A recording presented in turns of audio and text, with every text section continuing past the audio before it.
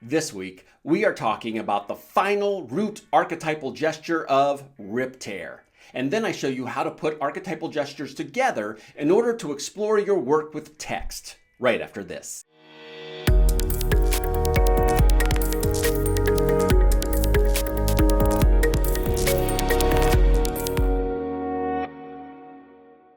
Hi, the Inspired Actor here.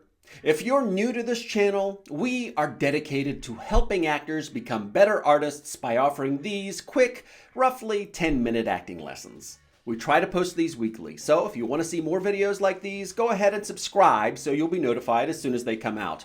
Also, take a moment before you forget and hit that like button, as it really helps me out.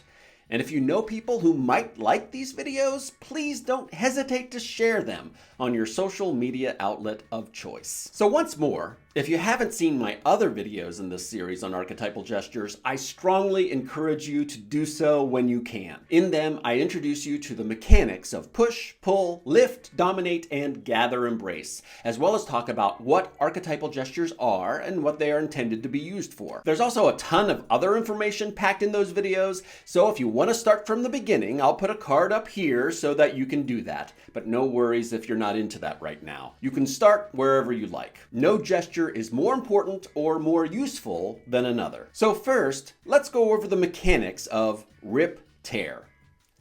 Rip Tear. Begin in a neutral stance. Feet shoulder width apart, arms at your side, chest open and radiating. Inhale.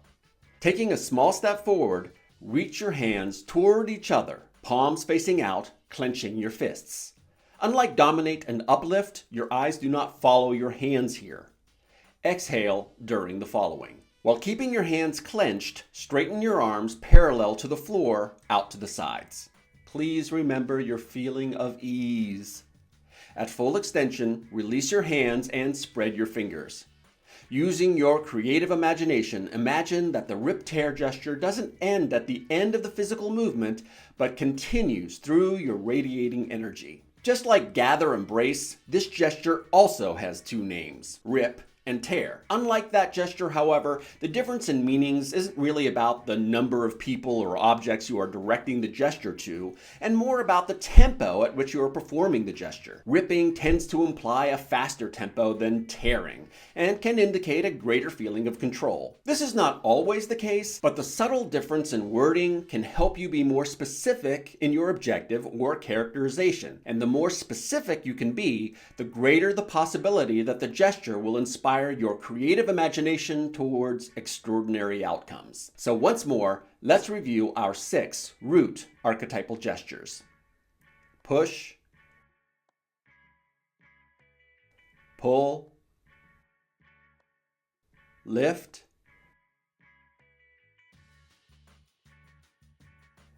dominate, gather embrace, Rip Tear. Now let's put them into practice by working on a monologue from a piece that I happen to be working on from the Comedy of Errors. Hi, so I'm going to be working on a monologue from Comedy of Errors. It's the Adriana monologue, and I know I would never be cast as Adriana in real life, which is why I'm deciding to use it. And I'm going to be working on this monologue, and I'm just going to start with just a snippet of it. Let's start with the beginning part. So the beginning part would be, I, Antipholus, look strange and frown, some other mistress hath thy sweet aspect. So I'm going to try to work with gestures to find what the best gesture is for each individual beat. So let's start with I. The first I. Obviously, with I, because it's a repetitive, we want to differentiate that in some way, because just saying I kind of throws away a good opportunity there to show a difference. Also, when Shakespeare repeats himself, like in I, Shakespeare is asking us to try to find a different motivation for each word. So we're going to start with the first I. So we can start with a push. I! Maybe. Okay. Maybe a pull. I. Maybe. Okay, let's try a lift.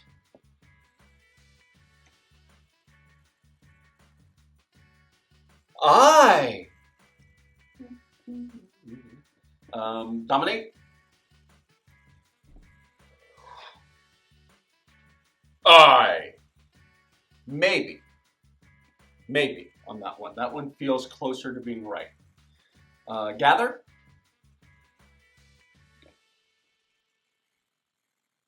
I. Maybe. Rip tear.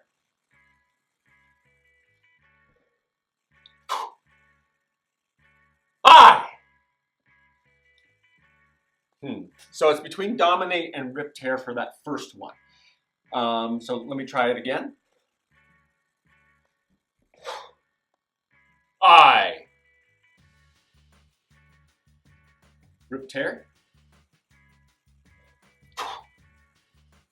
I. So I'm going to try to do rip tear. I think rip tear is a really good opening gesture for this monologue.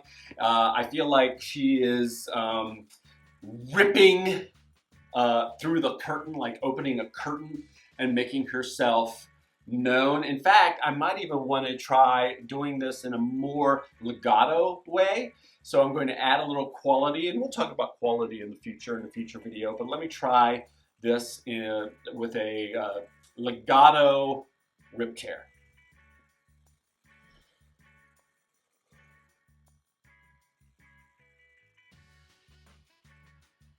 I. Good. Good. I like that. So I'm going to try a legato rip tear for the first I. Then for the second I, maybe that's where I can try dominate. So maybe it's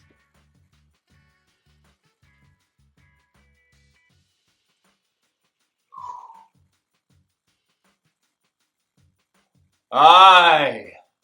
So let me try that one more time to sort of solidify that in my mind.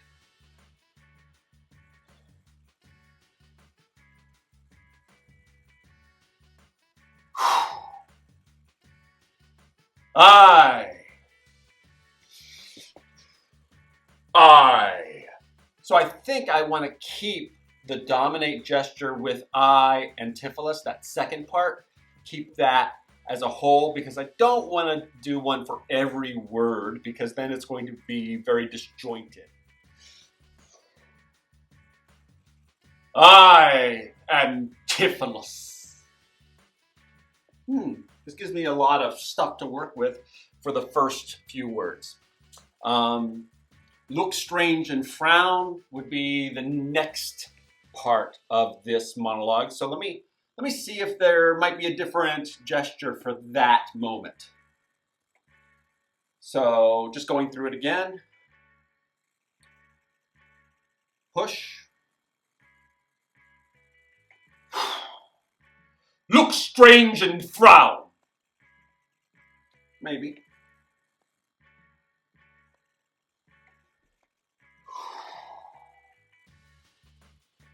Look strange and frown. Maybe.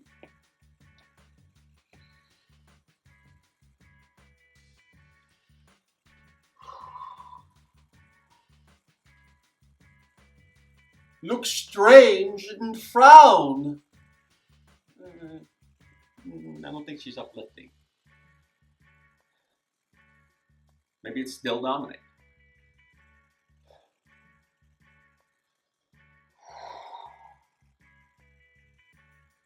Look strange and frown. It might still be a dominate gesture through this. Gather.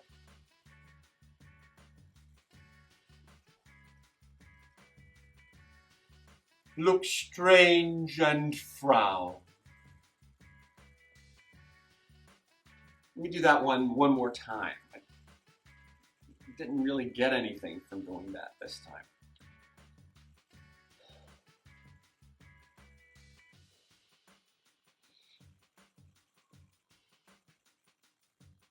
Look strange and frown. It still feels weak there. So let me try rip tear again.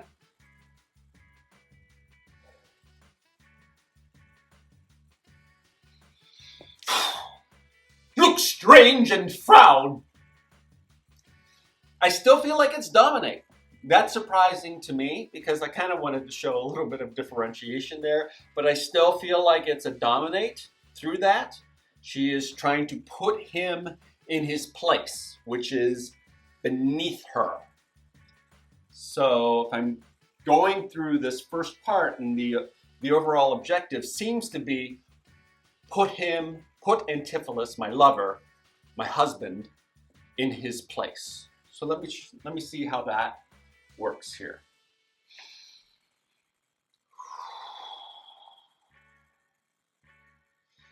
I,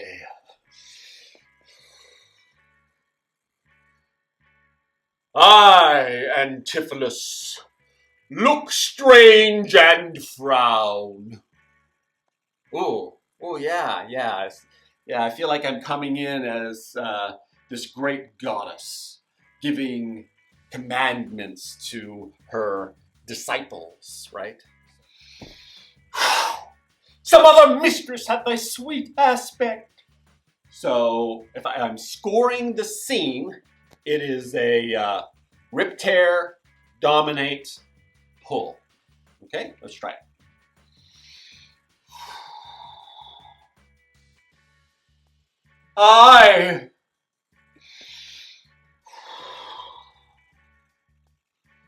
I, Antipholus, look strange and frown.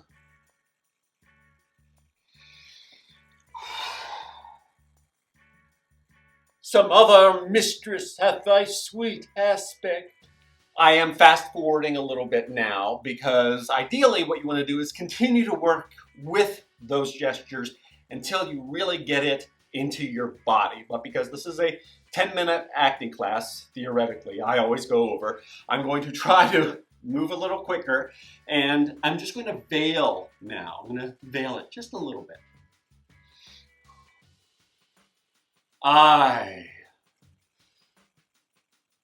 Antipholus, look strange and frown. Some other mistress hath thy sweet aspect. I, Antipholus, look strange and frown. Some other mistress hath thy sweet aspect. Now I'm going to put it all together. I'm going to veil it as much as I possibly can. I, Antipholus, look strange and frown. Some other mistress hath thy sweet aspect. And there it is. I hope that was helpful for you to see.